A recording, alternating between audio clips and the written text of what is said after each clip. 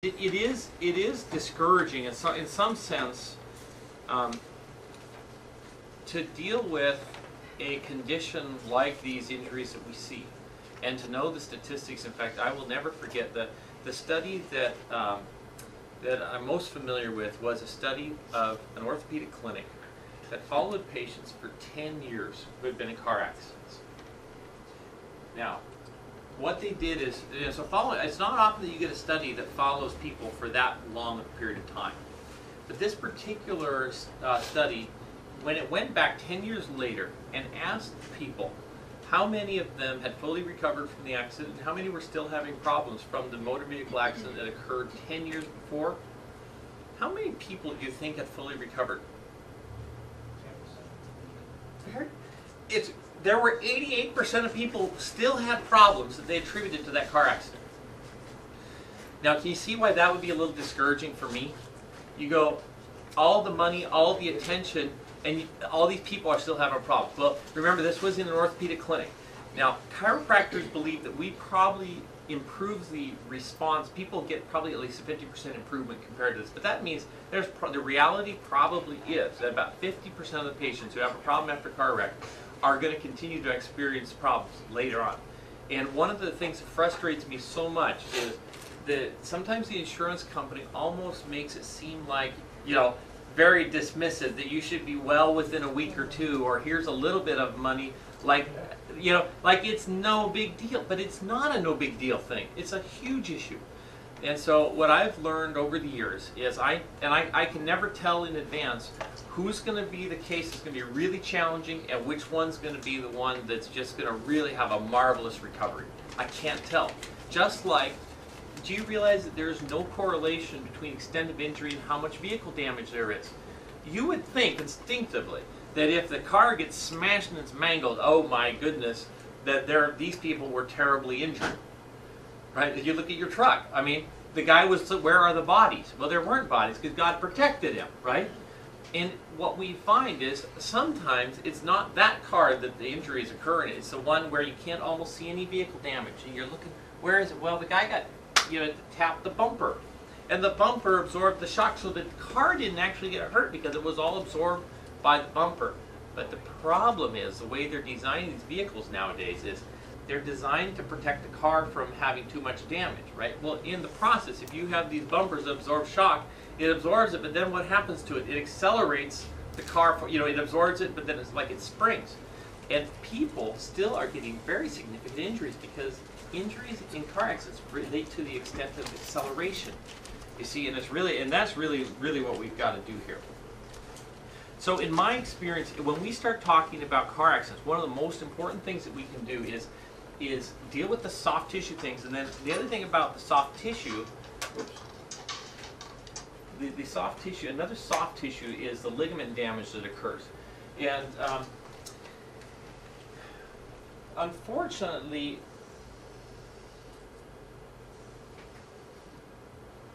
if the neck's supposed to have a curve like this, what can happen, in fact, one of the things that I do is I measure, I do what's called a flexion and extension study. So this is, if you've been in a car accident and no one has done this, I mean, this is really an important thing to do. What I do is I take the neck from the neutral, and then I bend the head back and we bring it forward. And we measure how much each bone moves forward and how much each one moves backwards, all right? Because what happens if there's one level where there's a real problem, we've got to make sure before you settle, we've got to retest that and see how that's looking, because if that instability stays, that will be there. And then what ends up happening in that area if the ligament moves too much and is too sloppy? What do you think happens there? Disc gets loose? Yes. Let's call this, because we go, how does a disc deteriorate? What happens? So there are two ways. The disc can either, and usually what happens is this neck, and this is where I think people who have been in a car accident and they never went to the doctor, and what happens to them years later. What happens is this curve becomes too straight. These discs then start, and especially if there's some instability there, the body will try to stabilize itself by kind of shoring itself up.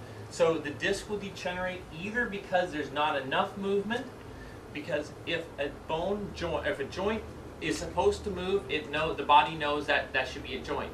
When that stops moving properly, especially if it becomes fixated or becomes rigid, the body will say, oh, this must not be a joint, so it will try to grow that joint together. Another way that the degeneration can happen is too much rubbing, and so if there's too much slop in the joints, the body will, oh no, this is unstable, I've got to shore that up, and so it will dump calcium into that joint trying to stabilize it. So either way, a subluxation or a misalignment in the neck causing too much movement or not enough movement will cause degeneration. Now, if you had to pick, what do you think is more dangerous to a joint? Do you think too much movement or too little movement? Which one makes more degenerative change? Too little, yes.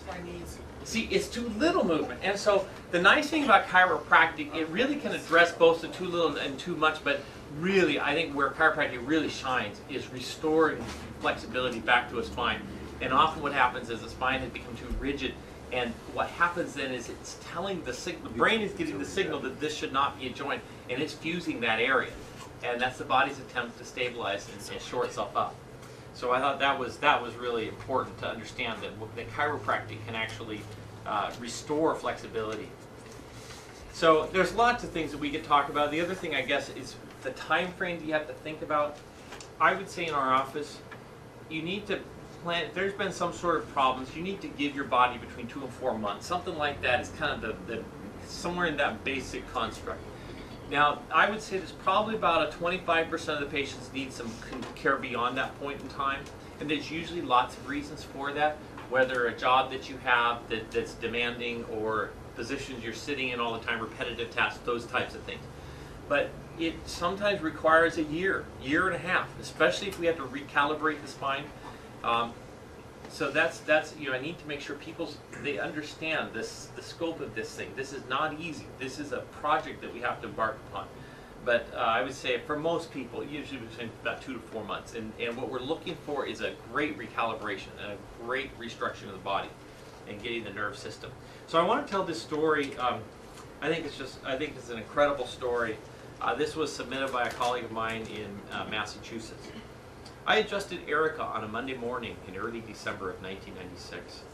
I found out in Tuesday morning's newspaper that she had been in a car accident on Monday afternoon. She had hit a tree on the driver's side and was in a coma. How shocking, since I also adjusted her 4 children who were between ages 2 to 8, as she was in extremely critical condition. So I called her mother, gave her incredible support over the next few months, and offered to go to the ICU at our local hospital. I saw her Wednesday and daily for the next 10 to 14 days. So this chiropractor went to see his patient for 10 to 14 days consecutively every day in the ICU.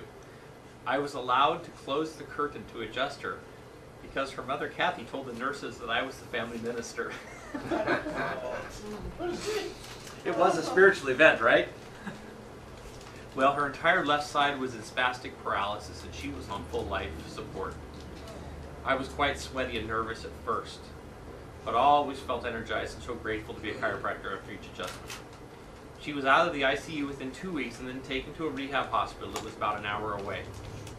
I will always remember bringing my 3-year-old son Jake with me to adjust her. He loaned her his yellow squeeze ball with a big smile on it. He told Erica he didn't want it back until she could throw it to him, which she was able to do within 4 weeks of the rehab hospital. It was also so deeply moving to adjust Erica in that rehab hospital. I went up to see her several times over the next month, and her progress was amazing. Her mother was telling all the patient's family at the rehab center to get a minister, to come and adjust their injured sons and daughters. I had never been in a head trauma rehab hospital before. I highly recommend the experience for all chiropractors. So many could be helped. She went home in less than 3 months after the accident. Most nurses considered her the miracle case, since they rarely saw a patient ever go home. I finally got her to come to our office in March, and she's now driving, running the household again, and has full use of her left arm and leg. And so I guess as I close, I want to inspire each one of us to think about the power of the body to heal, and think about the nerve system. If we can actually turn on the power, amazing things can happen. And we're never too late. we never should get too discouraged even when things look dire. Let's always think about chiropractic and about turning on power in the body.